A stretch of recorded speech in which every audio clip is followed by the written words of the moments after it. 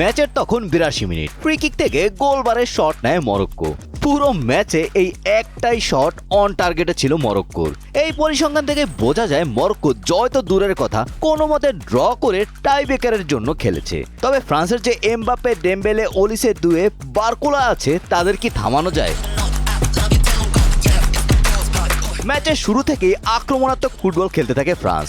প্রথমার্ধে 25 মিনিটে মরক্কোর ডিফেন্ডার নুসাইর মাজরাউয়ের ডি বক্সে এমবাপ্পেকে ফাউল করলে পেনাল্টি পায় ফ্রান্স। দীর্ঘ ভিডিও রিভিউ শেষে 28 মিনিটে এমবাপ্পের নেওয়া পেনাল্টি শটটি মরক্কোর গোলকিপার ইয়াসিন বুনো দুর্দান্ত দক্ষতায় রুখে দেন। ফলে প্রথমার্ধ গোলশূন্য সমতায় শেষ হয়। দ্বিতীয়ার্ধে মরক্কোর রক্ষণভাগ ভেঙে ম্যাচে ফেরে ফ্রান্স।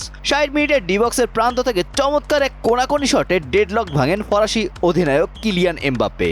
এটি চলতি বিশ্বকাপে তার 8ম গোল। ঠিক 5 মিনিট পর 65 মিনিটে এমবাপ্পের বাড়ানো পাস থেকে নিখুঁত ফিনিশিংয়ে দলের ব্যবধান 2-0 করেন ওসমান দেম্বেলে। তবে শুধু এই 2 গোল দিয়ে পুরো ম্যাচের অবস্থা বোঝা যাবে না। ম্যাচে ফ্রান্স মোট 13টি অন টার্গেট শট নেয়, যার মধ্যে 10টি সেভ করে মরক্কোর গোলকিপার ইয়াসিন বুনো। বল লুজ, মিস পাস থেকে শুরু করে এমন কোনো ভুল নেই যে মরক্কোর খেলোয়াড়রা করেনি। সব মিলিয়ে মনে হচ্ছিল ম্যাচটি ড্র করে টাই ব্রেকারের জন্য নিতে যাচ্ছে হাকিমি বুনোর দল। ফ্রান্সের অ্যাটাক যেন মরক্কোকে নিয়ে ছেলে খেলা করেছে। যখন খুশি বল কেড়ে নিয়েছে, যখন ইচ্ছা আক্রমণ করেছে। সব মিলিয়ে এক প্রকার আধিপত্য দেখিয়ে সেমিফাইনালের টিকিট কাটলো France. Golam Rabbani, Times today.